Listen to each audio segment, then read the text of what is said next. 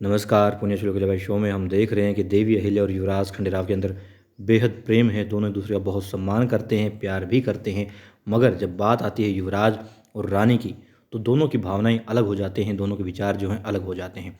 मगर यहाँ पर युवराज खंडेराव लाख बहकाए जाने के बाद भी गुन्नू जी के अपनी पत्नी के पास में वापस आ जाते हैं और कहते हैं कि मैं अपनी पत्नी को चाहता हूँ, पत्नी से मिलने आया हूँ, पत्नी ही मुझसे बात करे। मगर वहाँ पर क्या होता है, देवी अहिल्या भी यही चाहती हैं कि दरबार के बाहर युवराज खंडेराव जब देवी अहिल्या से मिलें तो सिर्फ उनकी पत्नी से मिलें, और जब देवी अहिल्या दरबार के बाहर मिलती हैं युवराज से तो अपने पति खंडेराव से मिलें। इसीलिए युवराज कहते हैं देवी अहिल्या से कि तुम बताओ क्या हो रहा है यहाँ पर, कैसी उलझन है, किस उलझन में फंसा हूँ मैं।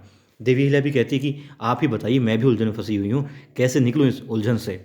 और यदि दरबार की बातों को हम घर में रखेंगे, घर में ले आएंगे तो हम दोनों में बहस ही होती रहेगी, एक दूसरे से मुंह फुलाए रहेंगे, हम गुस्सा ही रहेंगे।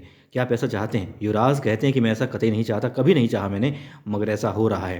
और कहते हैं कि एक बात याद रखो अहिल्या, तुम पहले हमारी पत्नी हो, पत्नी, रानी बाद में। हर रिश्ते, सारी जिम्मेदारियां, सारे पद उसके बाद में हैं, पहले तुम युवराज की पत्नी हो। और कहते हैं बोलो कैसा कर सकती हो, क्या तुम ऐसा कर पाओगी? मतलब युवराज को वो सबसे पहले, सबसे ऊपर, सबसे महत्वपूर्ण दर्जा दे पाएंगी, रख पाएंगी? बोलो, बहुत पूछते हैं।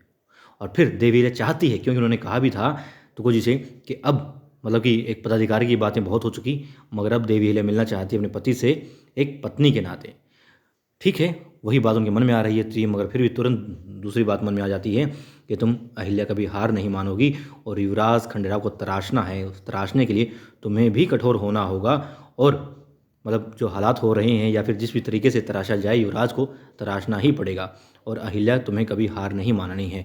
इसलिए देवी अहिल्या चुप्पी साझे रखती है, युवराज के इन सवालों का जवाब नहीं दे पाती, क्योंकि चाहती हैं दिल से कि युवराज सबसे ऊपर रहे, सबसे ऊपर उनको रख पाएँ वो। और बल्कि सिर्फ चाहती नहीं है, मानती भी हैं। मगर जब बात आती है प्रजाहित की तो प्रजाहित को महत्व ज़्यादा दिया जाता है, न्याय को महत्व वहाँ पर ज़्यादा दिया जाता है। और यही बात उन्होंने किससे सीखी है? मल्हार राव सूबेदार जी से सीखी है। और जानती हैं कि इसी में भला भी है युवराज खंडेराव का, इसलिए वो ना हाँ कह पाती है, ना कह पाती है। और युवराज खंडेराव कहते हैं कि छोटी रानी साहब, हम आपकी चुप्पी से समझ गए हैं कि आपका जवाब क्या है। और वाकई में देवी अहिल्या ना कहना नहीं चाहती, मगर हाँ कह नहीं पा रही है। और जो कह नहीं पा रही है वो समझ गए हैं यहाँ पर युवराज खंडेराव। तो अब इन दोनों की ये बात किस तरफ जाएगी, युवराज को किस दिशा में लेकर के जाएगी, और क्या क्या गलत काम गुन्नू जी के माध्यम से युवराज खंडेराव से करवाएगी, ये दूरियाँ, ये देवी अहिल्या और युवराज के बीच की अनबन, वो हम आने वाले एपिसोड में देखेंगे।